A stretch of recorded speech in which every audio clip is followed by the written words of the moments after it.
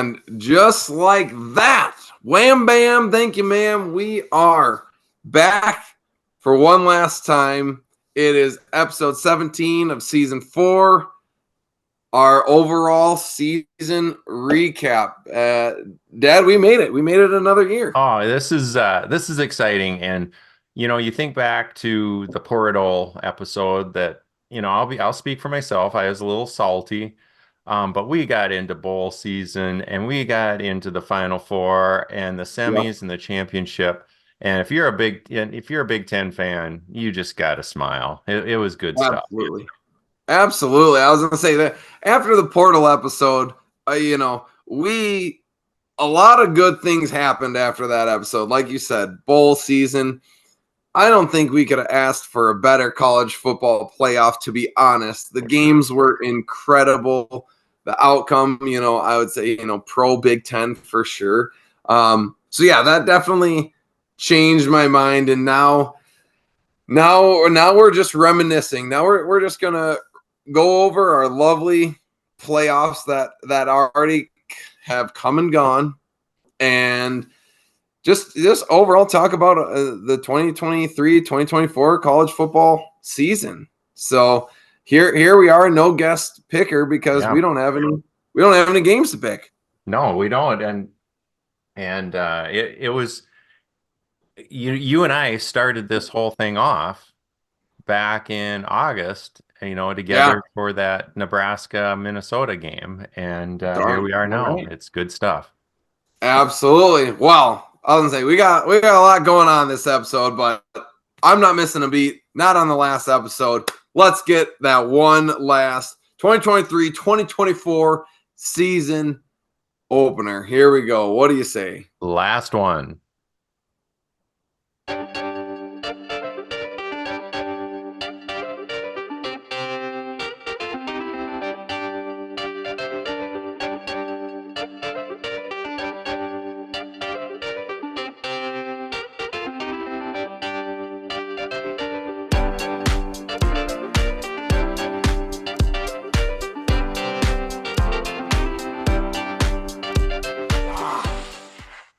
Best for last. Absolutely.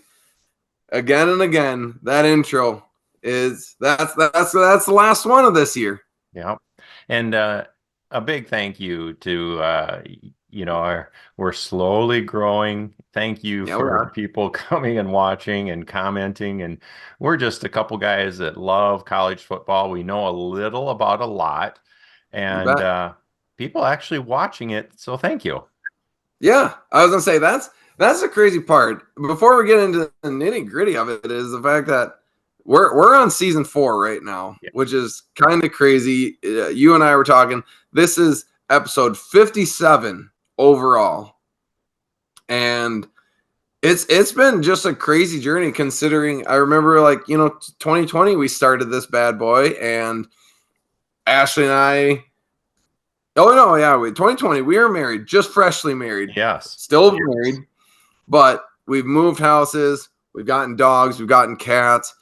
We got our firstborn on the way. That's a lot has happened over the years of this podcast. And it's just, I don't know, it's cool to think back on everything that's already life-wise has gone on, but also just in the Big Ten in general, how much it's changed and is going to change in the upcoming years. Well, speaking of change, before we look at the results, we thought we'd have a haircut by now. What's going on? No, yeah. So obviously the hair. This is my special due, courtesy of Ashley Doll. I asked her. I said I want to do something fun for the last episode instead of my typical man bun, and space buns came to mind, and I figured let's do something more fun. Let's throw a couple space buns on there. Also represents, I don't know, maybe something that sits on someone's head, kind of arcs like that. We'll get into that later. But yeah, no, I don't see a haircut coming. I take that back. I'll get my hair cleaned up. But I don't see any length being cut off anytime soon. You hear that, Alex? Yeah. What is Alex want me to cut my hair? What does Yeah, he you said got to to you? start. You gotta be a dad. You got to start looking. I've had a lot of people tell me that, like, you're going to be a dad soon. You better cut your hair. And I'm like, we'll see about that. Well, for now, it is still very long. I have my space buns in, and yeah. Speaking of, the hair, another hair moment for us, but we should probably kind of catch up where our picks went, going all the way back to the bowl picks, because when we did our playoff picks, we still had a couple of bowls to go, and I was still down quite a bit. Yeah, we were. We had some changes that took place here. I was feeling pretty good, going 5-0 to start out, and Yeah, that is solid for sure. and then again, like we talked on the phone to each other, I don't know what was going through my head with that stupid Iowa pick. That that I don't know, and I wasn't even drinking that night. That's bad. I mean, I'm with you. Starting 3-0, and I was like, all right, great, this is wonderful. Ohio State really kind of shit the bed against Missouri because they kind of got handed to. Penn State, Ole Miss, that was a pretty good game. But wow, I went against what I went all season, but that Auburn Maryland game, Maryland stuck it to them. I mean, come on, they showed out, which is awesome. Well, and you got to give credit to Wisconsin. Granted, LSU, they were playing their second and third stringers because all the players that were not playing. But that was a game that I didn't expect to be close. Right, exactly. And like I said, you go starters for starters. I think that 10-point spread is a low ball. So that was tough. I mean, we all went for it. But yeah, you goons freaking picking Iowa. Yeah, unbelievable. Like, even though the spread was 8.5. That I was very disappointed in myself. And then, oh man, just can you imagine being Iowa fans and the last two games that you cheer for your team, they put up 0 points. Yeah. Absolutely 0 points. And when I saw the outcome, I just laughed hysterically. And I couldn't believe you two guys picked Iowa, which helped me get there. So, not bad. The games that before we move to the Final Four, the games that were, I saw just about all of these Big Ten games. The ones that were, I mean, Northwestern, wow. Take my hat off to them. I thought, when the Gophers let Northwestern win, that was a low point. Right. Northwestern turned out to be a good team. Way to go, Coach Braun. Yeah, I was gonna say that as soon as they fired that coach mid-season and Coach Braun took over, I said it so many times, they are white hot. Like, they are playing for so much passion and everything like that. That was cool to see. I kind of hope they continue to carry it over to 2024. I would love to see that. And Rutgers, solid performance, against a very talented team. And even though it was against the Big Ten, and it goes to show, Missouri, gosh, they have so much heart, in a game where there's so many individuals, and we talk about the portal. Missouri, they just wanted to all play that last game together, which we're going to get ahead to another team that did that too. Yep. Absolutely. So, going into this, I can't remember the grand total, how much I was losing to the guest by, but you and I were chasing them. And then we get to the playoffs, and boy, oh boy, did Josh go off. It's like I knew it. It's like I wrote the script for us.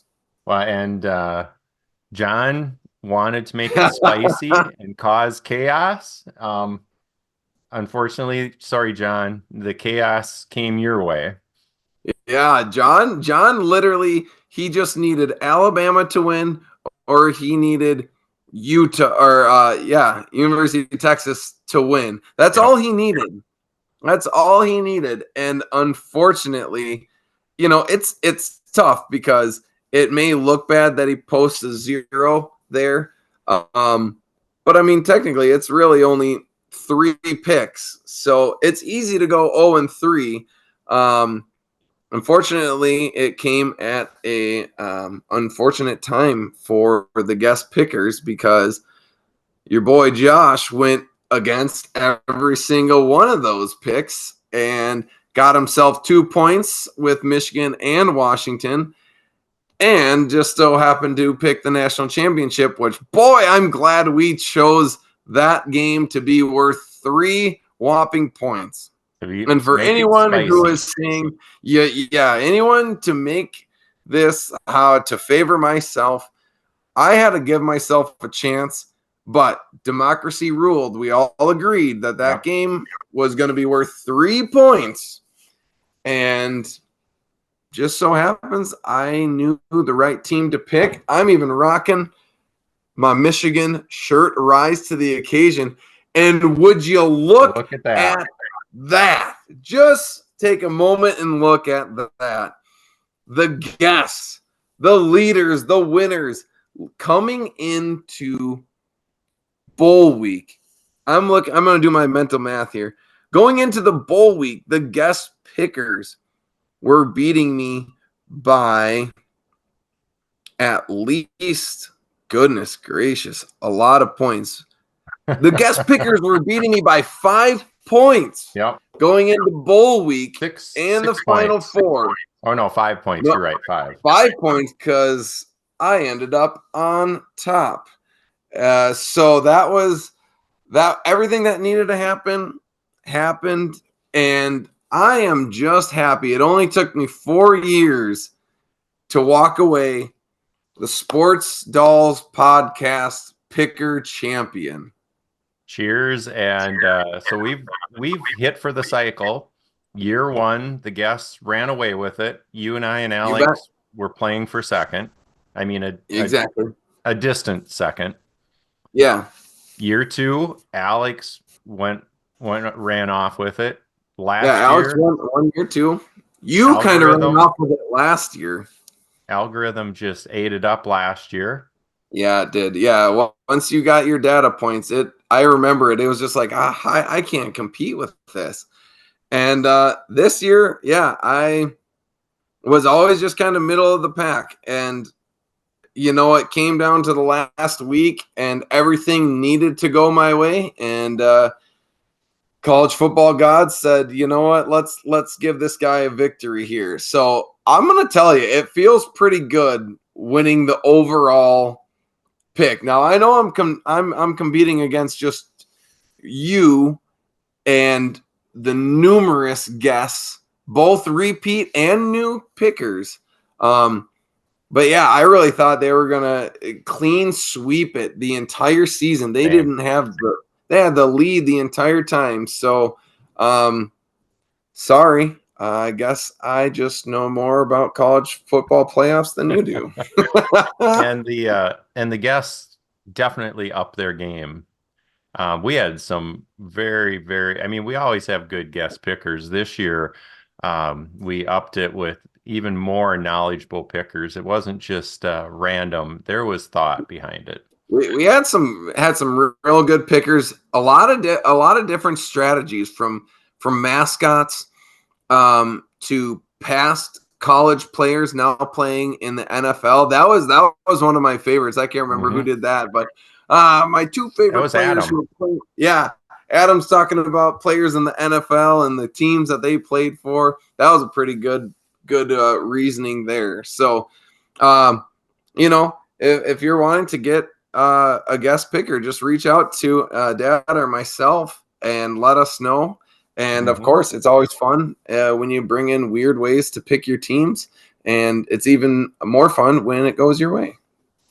Well, and jumping back into, I'm thinking about the playoff, the championship game, and again, two incredibly fun semifinals game, just Oh like yeah. last year, and this year it was the only thing I'm kind of scratching my head is, and I'm glad it worked out, but the last play, the fourth down play that Alabama runs. Now, Yep. granted, it was a bad snap, but it was doomed from the beginning. And That play was rough calling. yours, the pass he throws in the last play of the game against Washington, it's like even if he catches it, I don't know. It's like Yeah, what are they I'm doing just with I'm sure those coaches would really like a redo.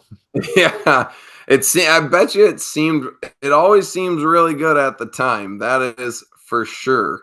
Um I could not believe that Alabama fourth down play.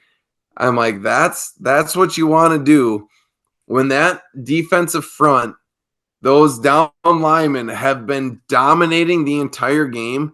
You want to run it right at them, and they've Yes. been crushing you all game. That I couldn't believe it. But on the flip side, it was even more impressive in my eyes that you give Corum the ball twice. Yeah, he'll pick up 25 yards and a Yes. touchdown. Like that Michigan team was borderline destined to win it all. Whether it just the semifinals, but it just was wonderful for them to be like, nope, we're going to stick to our game plan. This is what we're going to do. That game was unbelievable, and at the Rose Bowl, I love the Rose Bowl, No, and to have an amazing game like that is so cool. it was vintage. It was cool. And to give Michigan credit, they had Ohio State guessing in the playoff or in the Big Ten championship. Um, Yeah, they definitely had Alabama guessing. Long story short, and we saw it in the championship. The announcers were like Kurt was like, "Oh, look at if Penix could have someone was wide open." Yeah, because he had someone in his face all the time. They threw so yeah, many stunts, had so much pressure. It was very impressive. yeah, exactly. And yeah, so unfortunately, I was working Monday night, and my brain was like, "Oh, it's gonna be Monday night," so that's why I picked up. And then all of a sudden, I'm like, "Oh crap!" It like literally the national championships playing. So I may have not have been the greatest athletic trainer that night because I was constantly checking the scores. Mhm. During timeouts and halftime, so I was paying attention to the game at hand. But as soon as that game ended, I literally like dumped the ice, dropped it off in the athletic training room, and literally like speed walked to my car because I'm like, I'm getting out of here. This game's over with. You don't need me. I booked it home. Got to watch the fourth quarter, Yes. and exactly that. The announcers were saying like they haven't sacked him hardly at all compared to the Alabama game where they were all over Yeah, um, Milrow. Milrow. And but again, just the pressure, making him throw uncomfortable, making him try to make incredible plays. Like pressure and getting hit after you throw, like obviously he was a hurting unit after the game. And those pressures, those hits, even though they weren't sacks in the stat book, definitely made a big impact on their incredible offensive passing game. No, and you and I talked about it when we talked on the phone this week, and we saw it all year. Whenever, I mean, they had a mission. They're a good team. They had a hidden reason to come together. And whenever interviewed, it was all about the team. They never Yep. answered the question. It was all about the team.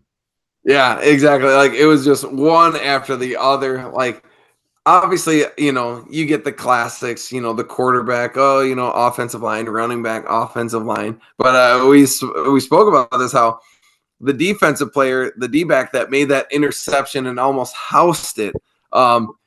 he literally gave credit to his D line. Oh yeah, they put pressure on him to make that throw, and I just had to catch it kind of deal. And I'm like, man, you usually don't get that from D-backs. D-backs are, they have to be the most athletic people on the field, and they're all about talking about how athletic they are. So even the defense, giving the defensive line credit, giving the linebackers credit, and the coaching staff credit. Like, I don't know if that I can remember that represents one team, one unit, from offense to defense to special teams to coaching staff. Like, that team had the mentality and belief that, like, if we do ignore all the outside noise, because there was a lot of it all season long, and they didn't give a toot about any of it. They literally were like, this is our team. These are our guys.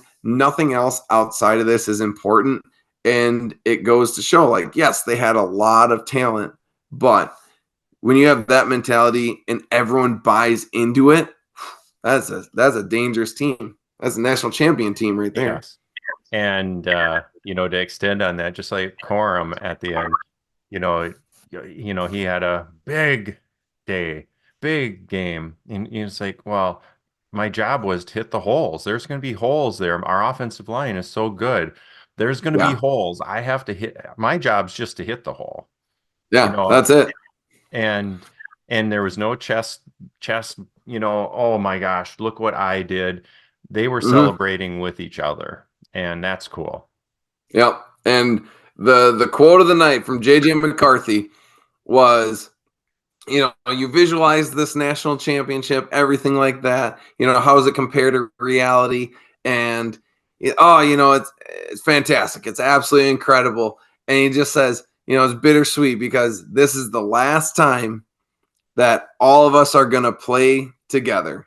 Yep. And I remember hearing that, and I'm like, man, that is incredible. Like, you don't hear that, like, oh, we knew we could do this, all the typical answers, which, props to those. It's got to be so hard. You just won the national championship. Yep. Like, I would be, if the hair's any indication, I would be an idiot. Like, we're amazing. This is awesome. Woo. I would have been that person for sure. But take a step back and realize, like, that is true. None of you guys are going to play on this. Like, this is the team. And that's just a cool thing to think about. And that just goes to show, I don't know, maybe the maturity, maybe just, again, that one team, that one belief, like, this team was special and we're special for that reason.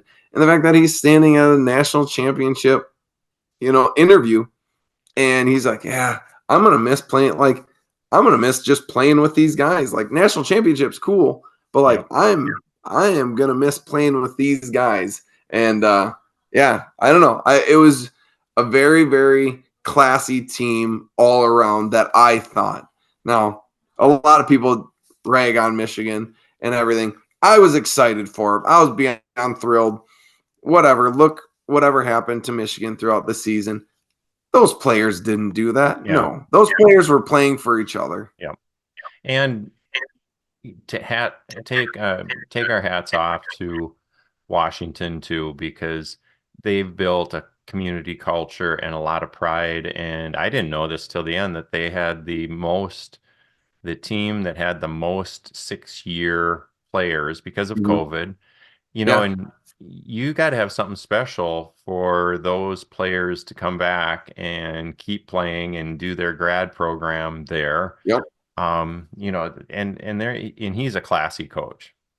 Yeah. Oh, I was going to say, I have nothing but the utmost respect. Like, I wanted Washington to get into that national championship. If they would have won, I would have been saying all these good things about them probably too, because again, it's a very well-deserved team.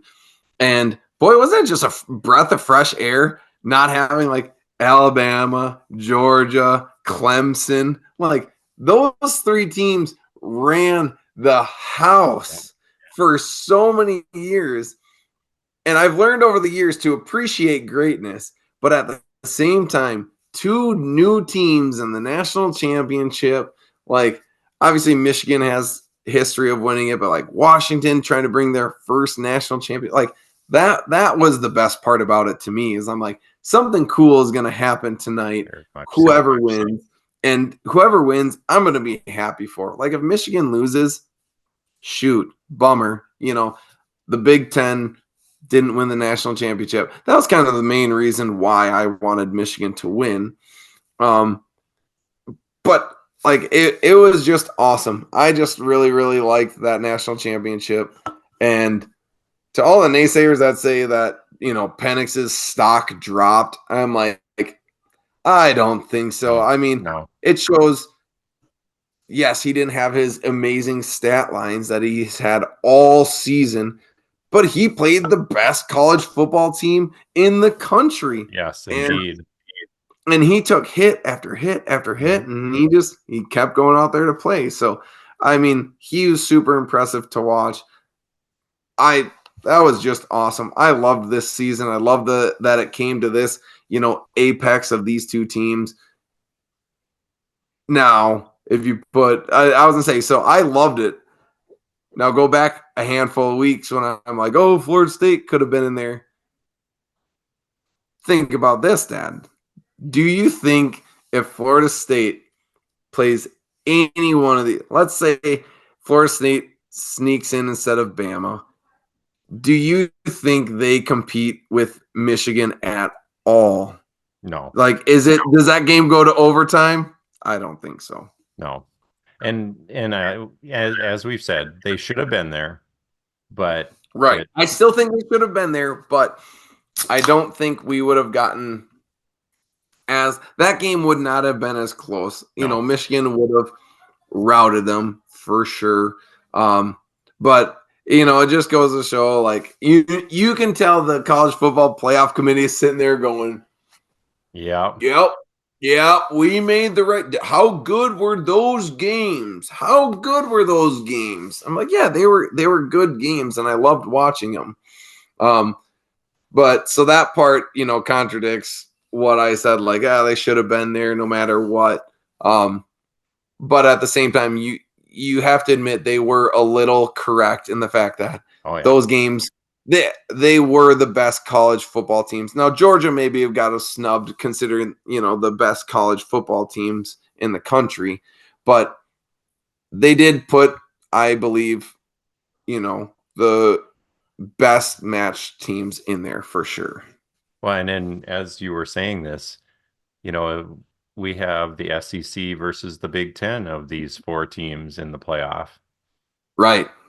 Mm-hmm. I mean, it's just, it's going to be crazy next year. But okay, you said you're taking over this podcast. Yeah. What's the scoop? So, as a new champion here in our reminiscing episode, I just thought it'd be fun to just kind of see what moments stuck out to you and me. I'll answer these too, but just moments that throughout the college football season, because it's a long season from August, and here we are, January 10th, recording this last episode.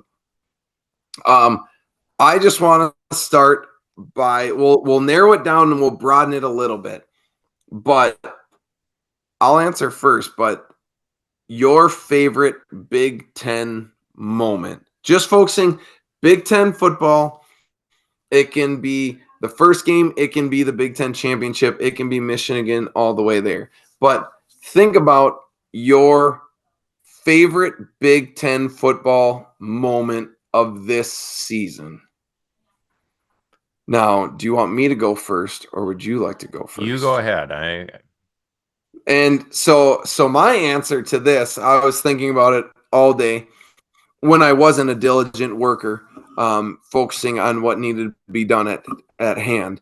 My favorite moment goes all the way back to week 1 when Ashley, you, Darla, and myself got to go to the season opener. Just the hype, the just excitement of college football kicking off, Thursday night football, Gophers against Nebraska, playing an awesome game. Not only that, but like winning last fourth quarter passing touchdown with an incredible catch, arguably one of the best catches of college football season, I would say. There's been a lot of incredible catches, but that's definitely one of the best ones. But that was the first moment when I thought, what was my favorite Big Ten moment?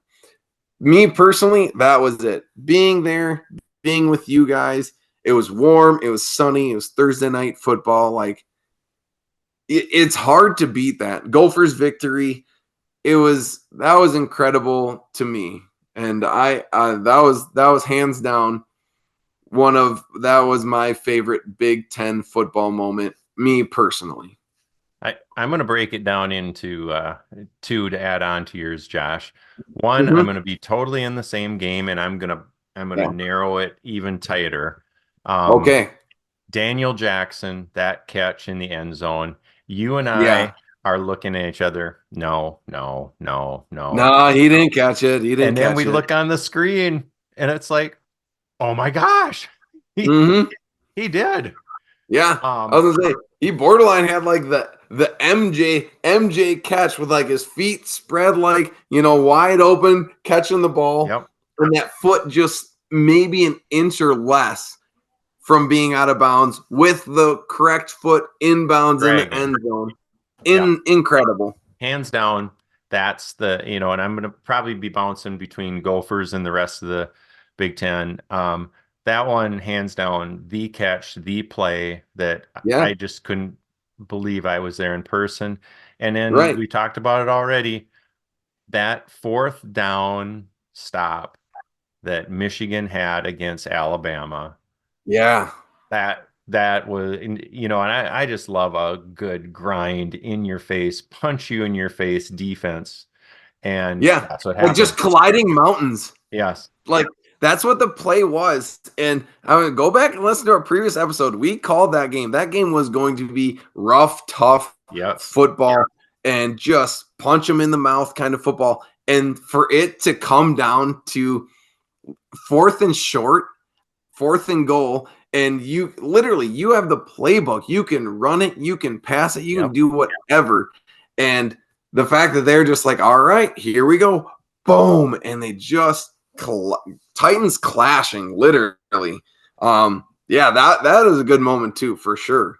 And the best part on top of it was, the Titans, great comparison. And then the announcers were already talking, well, do you think Saban's going to go for 2 when they score? They got to score first. They got to score first. What makes you think? Now, granted, that drive, I believe they had like 2 third downs in that drive within 25 yards. So they did kind of move it. But the fact that they had 2 third downs in that fact, because the third down that set up, the first and goal was kind of a crazy play too. Is like pass out to the edge, and you thought it was like, oh dang, he might score, and they stopped him, stopped him. Like, talk about grit, goal line stand against an Alabama team. Like, wow, that is a tough defense for sure. But yeah, those I agree. Are mine. Those are some good Big Ten moments. Obviously, I think back to the Minnesota win against Iowa, controversial as it is. Like that was a pretty big, nice win. But yeah, I was gonna say there's a lot of good things. Maryland just showing up. Just the story of Northwestern switching coaches mid-season. How many times do you see a team fire a coach, and they excel? Not only like do okay, but they just freaking climb. Yeah. After going to an interim head coach, like that doesn't happen often. So that's something pretty special that happened this year too, which is very, very cool. So that would be a close second for me. Would be Northwestern just facing adversity. Everyone's ruling them out, and sure shit, they just get an interim head coach who just so happens to be now their new head coach. And if you're a Northwestern fan, you got to be excited about the future. And jumping outside of all of college football, there were many plays, but the finish of the Iron Bowl was totally nuts. For literally that play put them in the playoffs because that play doesn't happen. I'll have to go back, but does Alabama make the SEC championship if they lose that game? I don't know. No, they were already in. Okay, so the SEC championship game still would have been, but the same thing. Like you lose the Iron Bowl, but let's say play that outcome. Alabama has one more loss. Yes, they're a 2-loss team. They're definitely not getting in. Oh, but now you're having that. Now you're having that same conversation of, well, does Georgia sneak in even though they lost? Texas still sneaks in, maybe because then Texas's win over Alabama is a little less. Florida State may have snuck in there. Talk about a huge play for Alabama. 4th and goal, 31 yards out, and got them to the playoffs and got a couple of good teams out of the playoffs as well. Yeah, that one to me, hands down, is the play of the year in college football. That one just that one stands out. Absolutely. No, I couldn't agree more. That play was incredible. That's something that will be that's a play as if the Iron Bowl doesn't have enough plays to talk about in its long history. That one will go down as one of the greats for sure because it was incredible. It had to happen. Yeah. Yeah, I was gonna say that was history in the making. My overall college, I guess, immediate thought goes to Washington. Beating Oregon, not a very, very good Oregon team, not once, but twice. I think that is an overlooked stat. I think that's an overlooked feat in the college, even just sporting world general, to have such an evenly matched team and to play them twice in the same season. Like, what you're going against. You can game plan everything. And to beat that good team twice in one season with so much on the line. I mean, just think about the pressure of Washington. You beat them once already. You're expected to beat them again. But that team that you beat the first time was earlier in the season. They're more experienced. They're better. And they know what's coming at them. And yet you still beat them on a big stage. You don't make mistakes, kind of thing like that. To me, that stands out as an incredible team that obviously made it to the national championship. So that's my tip of the cap to Washington Huskies beating a top 10 team, conference, borderline rival twice in one season. That was my go-to there. And that regular season game was phenomenal. And just exhausting, and it comes down to the last play, last field goal. Yeah, that showed a lot of grit, a lot of heart, and just good teamwork there. Okay, what about the dark side? There we go. The least favorite moments. Let's go back to the Big Ten. Least favorite moment of the Big Ten season. Just, that's tough. It's tough because I mean I do like college football in general. I like, there's a lot of good things.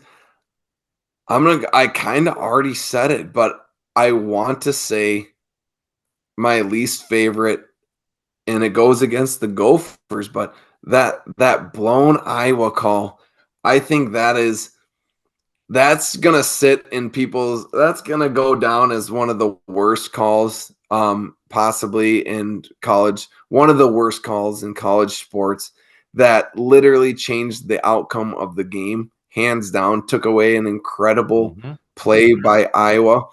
Because I watched the replay again and again and again, and I'm like, what makes you think that was a fair, like, that was not, in my opinion, that was not a fair catch. So I think that's probably one of my least favorite moments is when an official call came in and ruled the outcome of the game. Now, granted, I am happy that the Gophers benefited from it, but man, that I think that is probably my least favorite moment of Big Ten football this season was just a bad call that took away an incredible play.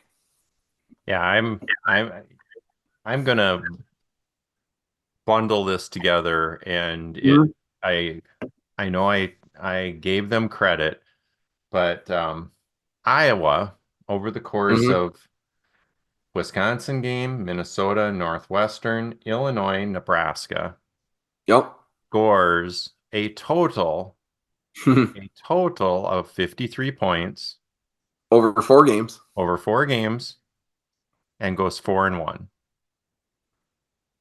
Yeah. That's absolutely incredible. That is ugly success, I guess. There you go. Ugly success.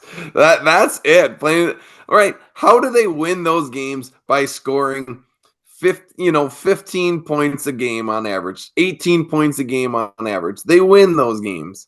Oh my gosh. And it's just it scratches your head. Going to the single play for me that hurt, that just they're still kids. It was the kickboard, if you will, for Northwestern. All the Gophers got to do is they're punting, trying to pin them down. And Redding is standing in the end zone in front of the N in Northwestern, thinking that's the goal line. And he downs it at the 1-yard line. Northwestern doesn't win. Who knows what their season is like? Right. Yeah, exactly. I was going to say that's a pretty big turning moment for them as well. Instead, it's at the 20, and they find a way to get down and score to win the game. Sure enough. See, like it just comes down to little moments. So that's what I'm saying is like those moments, those little moments where you can just have a little mental lapse make such a big difference in overall outcomes of a game, which can then turn into outcomes of the season. One little mistake here, that's incredible. And that's just so hard for these college kids. Like they have to be turned on 100% all of the time, because one little mistake and you lose a game, and especially early. Yeah. And it's like, that's a game we should have won. And, you're a one loss team trying to get to the playoffs or get into a conference championship. It's like, man, if we had one win and one less loss, like we would have been in, kind of thing like that. That's the part that just doesn't sit right. And you're like, they had a chance at it again. They do it correctly. Now, now we're moving ahead. We're looking to next year. Yeah. We have 18 in the Big Ten. We have 18 in the SEC. Yeah, holy cow. And this is what the schedule is going to look like next year. Yeah, so we the Big Ten picks up USC, UCLA, national championship participant Washington, and Oregon. Those are some heavy hitters to add to the Big Ten. That's going to be interesting. And we are dawning upon a new college football playoff era. That is no longer the 4-team college football playoff era, which poetically, Ohio State, a Big Ten team, won the very first 4-team college football playoff. And here's poetry in motion. Michigan, a Big Ten team, wins the last 4-team college football playoff. We didn't win any in between. That was all pretty much the SEC and the ACC. Yes. Hats off to them. But poetic justice. We started it, and we darn well finished it. But now we have 12 teams. And I'm excited because I'm currently 5.2 miles from State Farm Field. And, yes, you are. You're getting prime games every year. Fiesta Bowl has the quarterfinals next year, and it's going to be a Tuesday night evening game. This is what it should have been from the beginning, or at least just an 8-team tournament. But this is what's needed in college football. And the only thing, listen, NCAA, give the first seed to the conference champions. Set your rule down right now. Yeah. So now all you're worried about is picking and seeding teams 5 through 12. Will they do that? Yeah. I doubt it. Yeah, right. I was going to say, because exactly that. The the Pac-12 is gone. You don't have 5 power conferences anymore. You have 4. I agree 100%. You win your conference title despite your record. You are the conference championship. You are 1 through 4. That's not going to happen. It's not going to happen because there'll be a 1-loss SEC team versus maybe a 1-loss ACC team, and that ACC team could be conference champions. Like, take this year, for example. Let's say the ACC team, ACC championship, 1 loss, and you have the SEC championship, which ends with the champion, also 1 loss, but the loser is a 1 loss. Both of those SEC teams have a better chance of getting in the top 4 than an ACC championship. But I couldn't agree more. Conference championships 1 through 4 makes it easy. Then you have 8 other teams, so maybe the conference losers, that are going in there to play and prove what didn't happen in that game. They get a second chance, second life, maybe. And if I were the king of college football, I would do that. And I would also stamp it in the sand right now.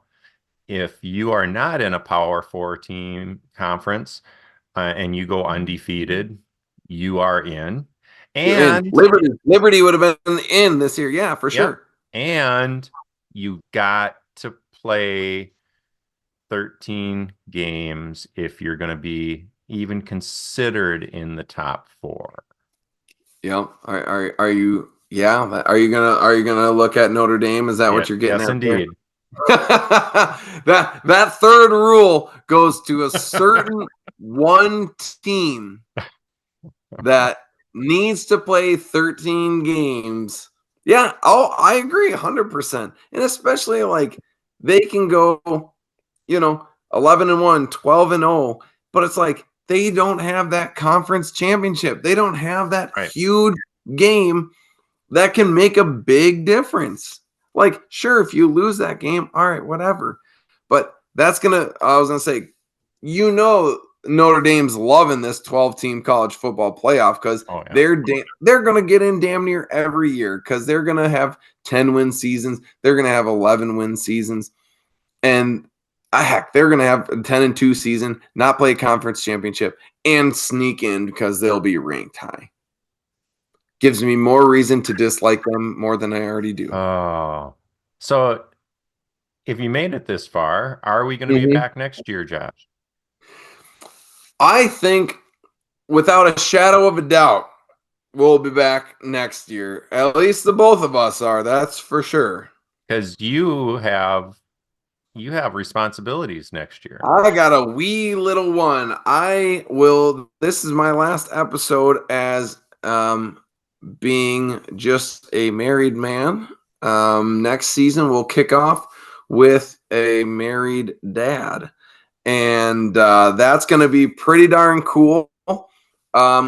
He'll probably make an appearance on that first episode for sure. I'll get him.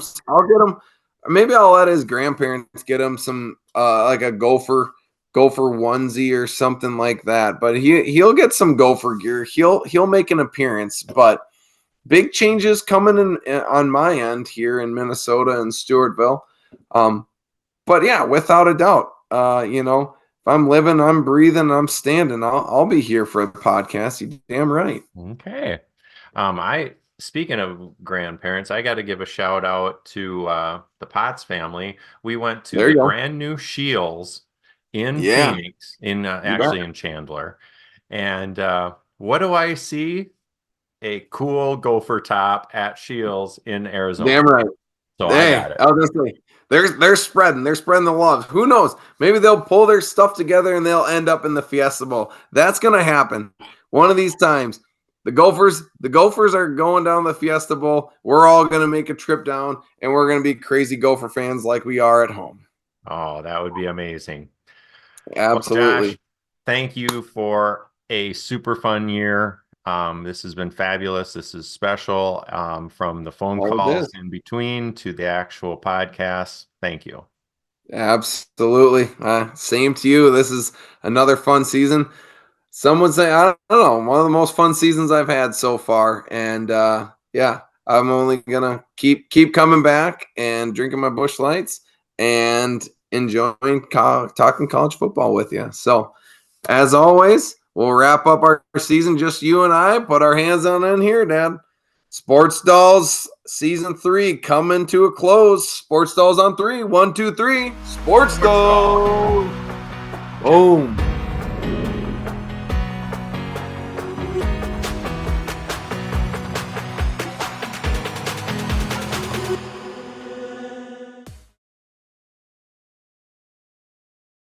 That is a wrap on the 2023-2024 college football season. It's done.